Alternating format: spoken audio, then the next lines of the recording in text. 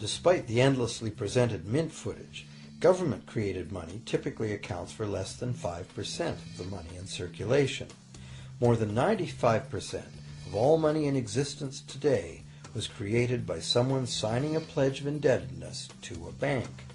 What's more, this bank credit money is being created and destroyed in huge amounts every day as new loans are made and old ones repaid.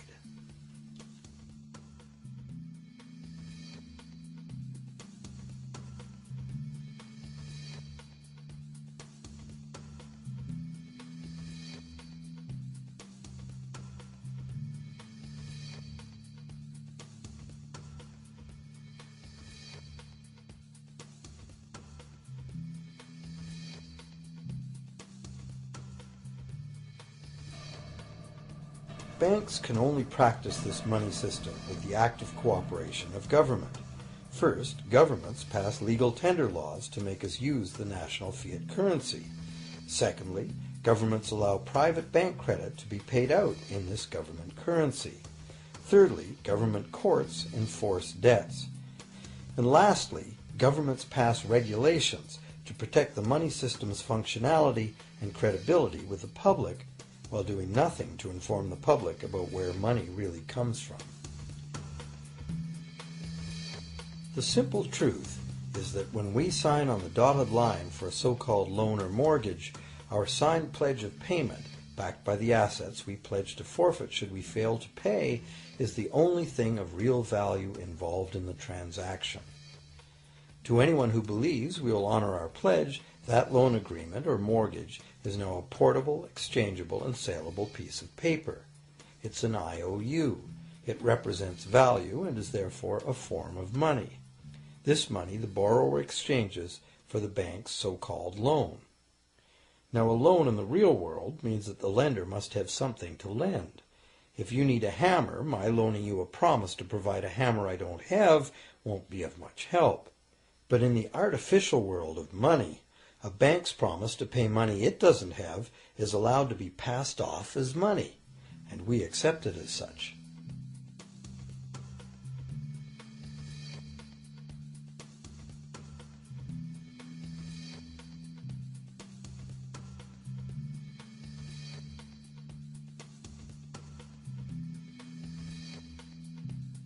Once the borrower signs the pledge of debt, the bank then balances the transaction by creating, with a few keystrokes on a computer, a matching debt of the bank to the borrower. From the borrower's point of view, this becomes loan money in his or her account, and because the government allows this debt of the bank to the borrower to be converted to government fiat currency, everyone has to accept it as money. Again, the basic truth is very simple. Without the document the borrower signed, the banker would have nothing to lend.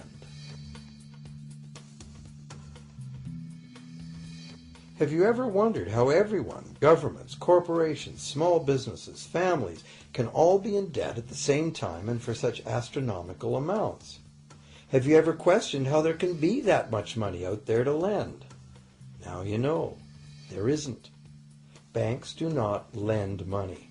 They simply create it from debt. And as debt is potentially unlimited, so is the supply of money. And as it turns out, the opposite situation is also true.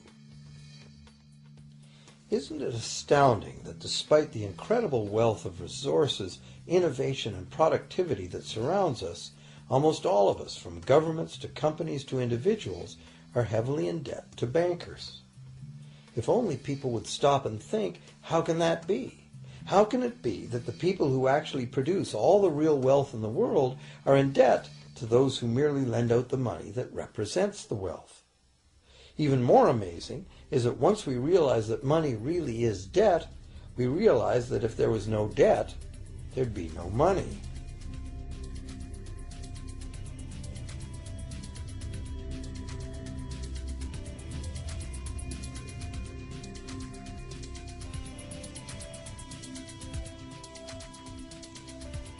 If this is news to you, you are not alone.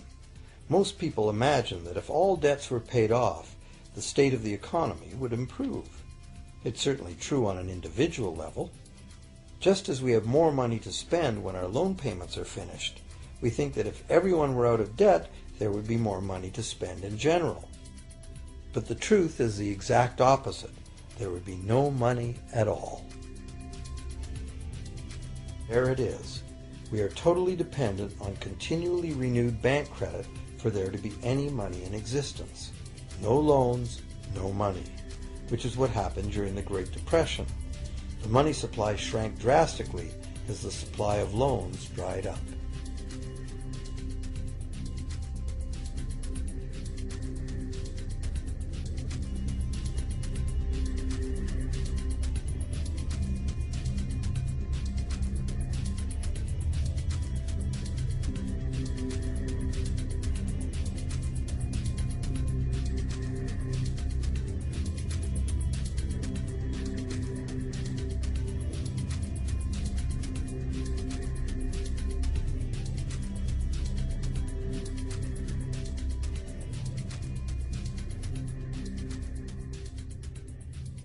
And that's not all.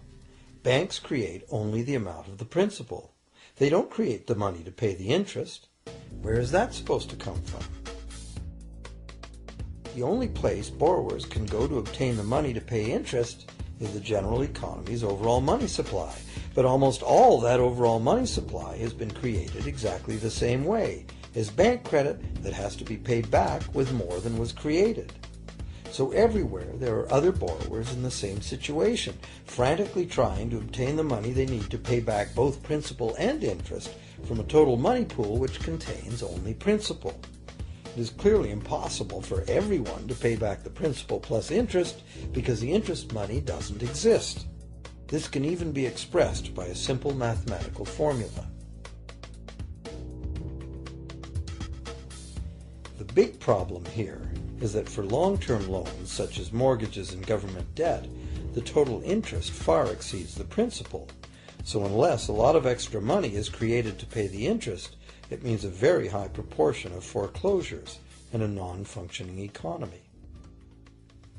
To maintain a functional society, the rate of foreclosure needs to be low.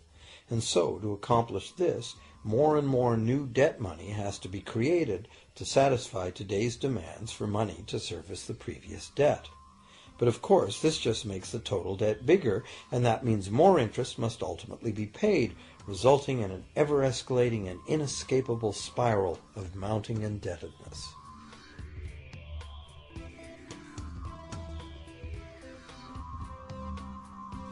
It is only the time lag between money's creation as new loans and its repayment that keeps the overall shortage of money from catching up and bankrupting the entire system. However, as the bank's insatiable credit monster gets bigger and bigger, the need to create more and more debt money to feed it becomes increasingly urgent. Why are interest rates so low? Why do we get unsolicited credit cards in the mail? Why is the U.S. government spending faster than ever? Could it be to stave off collapse of the entire monetary system? A rational person has to ask, can this really go on forever? Isn't a collapse inevitable?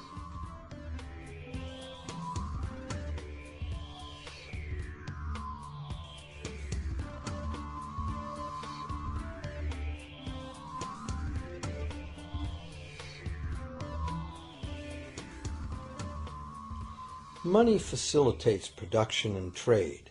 As the money supply increases, money just becomes increasingly worthless unless the volume of production and trade in the real world grows by the same amount.